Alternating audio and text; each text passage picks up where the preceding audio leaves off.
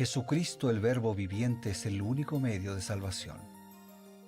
Él es el centro del pensamiento de nuestra vida, la fuente y la autoridad de la doctrina. El principal propósito de la vida de Cristo fue la obediencia a los mandamientos, exaltando la ley de Dios como un reflejo de su carácter. El principal mensaje a ser predicado en el mundo, basado en Apocalipsis 14, está representado por 3 ángeles llevando el Evangelio eterno al mundo entero. Este mensaje se basa en los encantos inigualables de Cristo y declara que la hora del juicio ha llegado y llama a obedecer los mandamientos de Dios. Mediante su palabra, Dios ha comunicado a los hombres el conocimiento necesario para la salvación. Las Santas Escrituras deben ser aceptadas como dotadas de autoridad absoluta y como revelación infalible de su voluntad. Y aunque el canon de las Escrituras inspiradas está cerrado, el Espíritu Santo continúa iluminando, amonestando y confortando al pueblo de Dios a través del testimonio de Jesús, el Espíritu de profecía. El camino a la vida se traza a través de un camino angosto que debe ser recorrido con confianza a las promesas que Dios dejó a hombres y mujeres fieles que dedicaron sus vidas hasta la muerte por el Evangelio eterno. Los fundadores de la Iglesia soñaron con el día en que la revelación sería una realidad en sus vidas. Miraron con los ojos de la fe a aquel día glorioso cuando finalmente la promesa sería cumplida en la venida magistral de Jesucristo a esta tierra para recompensar a cada uno según sea su obra.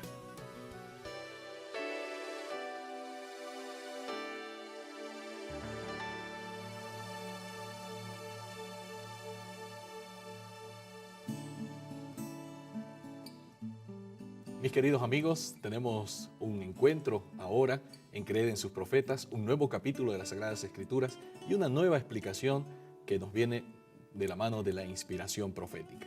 Para esta explicación tenemos, como siempre, a un amigo, líder de la Iglesia Adventista en Sudamérica, Pastor Bruno Razo. Bienvenido, Pastor.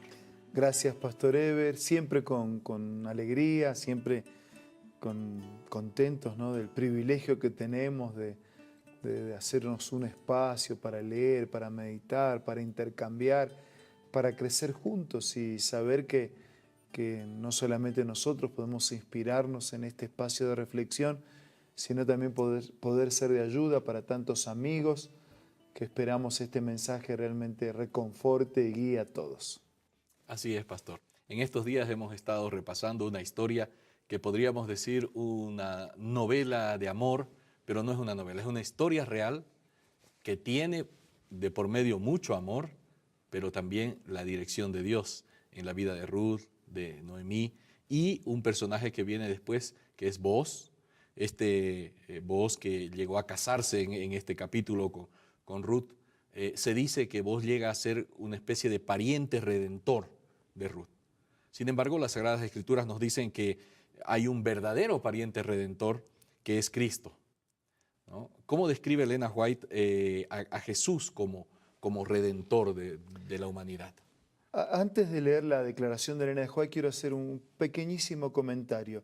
Existía así como una legislación que un pariente cercano podía saldar las deudas de su pariente. Correcto. Y entonces pagaba esas deudas y liberaba al pariente de lo que significaba la deuda que tenía, ¿no?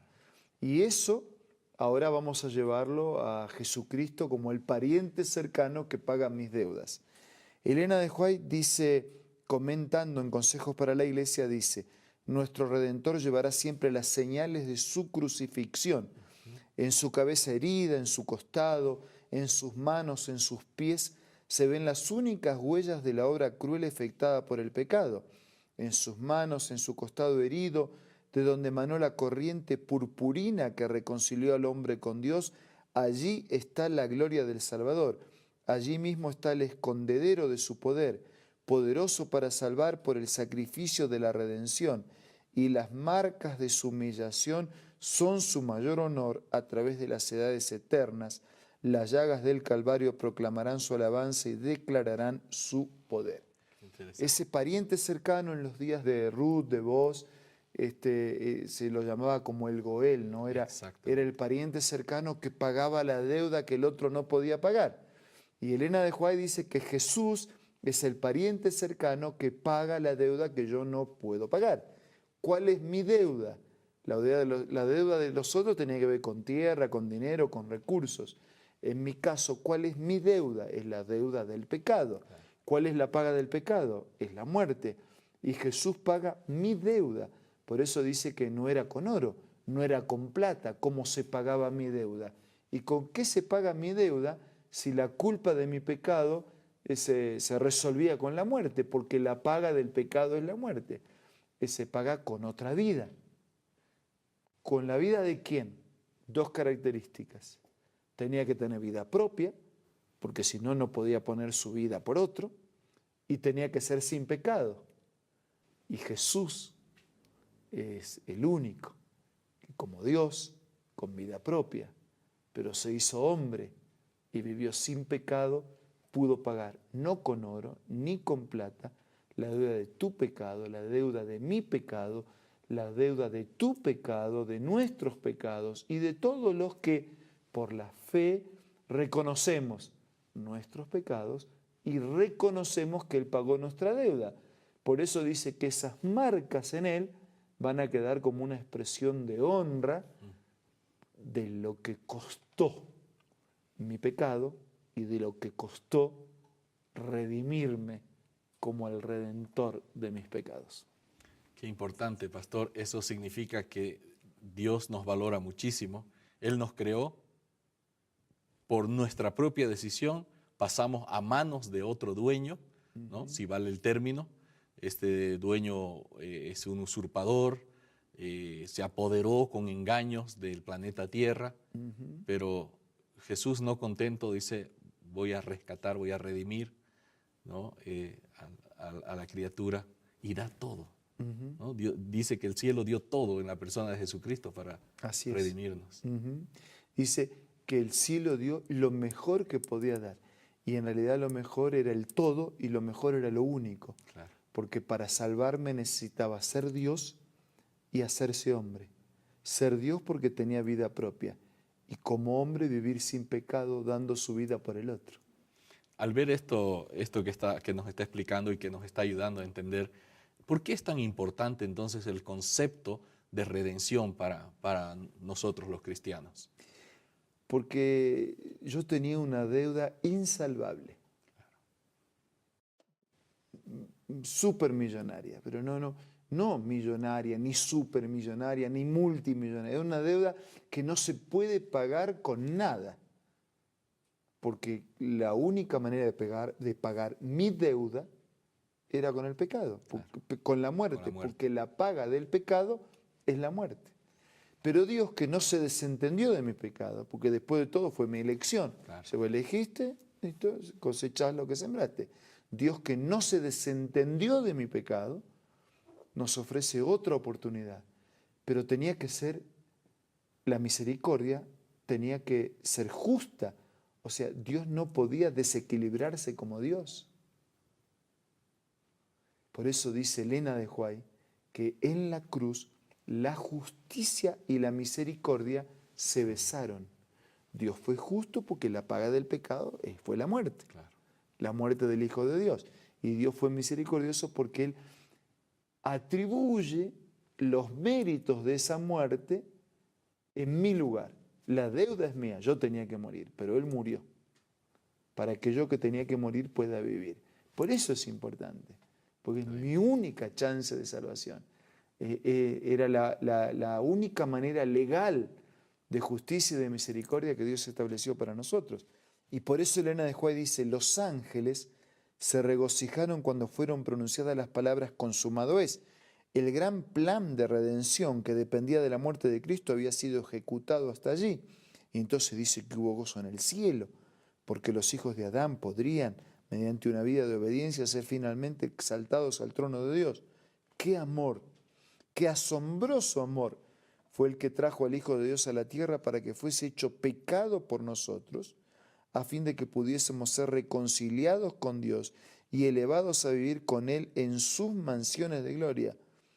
¿Qué es el hombre para que se hubiese de pagar un precio tal por su redención? Qué cosa. Y esto es maravilloso. Por eso dice, ¿quién soy yo para que alguien pague lo más majestuoso de todo el universo? No soy nadie, pero Jesús me consideró lo más valioso. Asombroso amor. Y por eso cuando la Biblia habla de este tema dice, es un misterio. No hay cómo entender.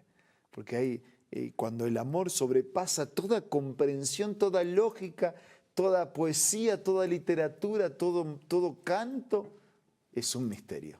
Y este amor es un misterio. Solo lo explica el amor de Dios. Qué hermoso, realmente es algo maravilloso. Mientras hablaba de ese amor tan grande, me acordé de una ilustración de lo ilógico que sería pretender conseguir la salvación por nuestros medios, de ese hombre que debía 10.000 talentos, ¿no? Un talento de oro era el salario de un hombre de un año. El hombre nunca pudo haber pagado, necesitaría 10.000 años para pagar su deuda, ¿no? Entonces, al cuantificar, Dios nos dio una ilustración de esa cosa que nosotros no podríamos hacer, ¿no? Realmente sería absurdo pensar que nosotros podríamos conseguir la salvación por nuestros medios. ¿No? Y entonces ahí encontramos cómo el amor de Dios es tan maravilloso en ese plan de la redención. Maravilloso, eso debería llevarnos a ser agradecidos y aceptarlo. Con esa idea del amor maravilloso de Dios, nos vamos, amigos, a un consejo también importante para todos y enseguida volvemos. Hola, ¿quieres escuchar una cita acerca de la música? Así como los israelitas cuando andaban por el desierto alegraron su camino con la música del canto sagrado, Dios invita a sus hijos de hoy a alegrar por el mismo medio su vida de peregrinaje. Pocos medios hay más eficaces para grabar sus palabras en la memoria que el de repetirlas mediante el canto, y esa clase de canto tiene un poder maravilloso. Esta cita puedes encontrarla en este libro hermoso, La Música, escrito por Elena G. de White. Te invito a que sea parte de tu biblioteca personal ingresando a la página www.aces.com.ar. También puedes hacerlo descargando la aplicación Elena G. de White del App Store o del Play Store. Volvemos, amigos, queremos recibir un resumen de todo lo que hemos dicho y también la inspiración a través de una plegaria. Yo quisiera dejar un mensaje final antes de orar. Tal vez estoy hablando para alguien que luchó y siente que la vida no siempre guarda relación entre la lucha y los resultados obtenidos. Tal vez estoy hablando para alguien que siente que su vida no tiene sentido. Tal vez esté hablando para alguien que está atormentado por la culpa, por el fracaso, por los intentos y por una vida dura de sobrellevar. Tal vez esté hablando para alguien que siente paz. Para todos es el mismo mensaje. Tan valioso somos a los ojos de Dios, que para considerarnos sus hijos, el Hijo de Dios murió para que nosotros pudiéramos vivir. Que este pensamiento te ayude a vivir el día de hoy con ánimo, con fuerza renovada, con fe y sobre todo con esperanza. Ahora vamos a orar. Señor, te damos muchas gracias porque Jesús murió para que nosotros podamos vivir, para que podamos soñar con un futuro diferente. Bendícenos y guíanos a todos. Te lo pido, te lo agradezco, en el nombre de Jesús. Amén. Amén. Gracias, pastor. Gracias, amigos, porque hemos tenido realmente un encuentro hermoso y el día de mañana, Dios mediante, nuevamente para un consejo más de creed en sus profetas. Hasta entonces.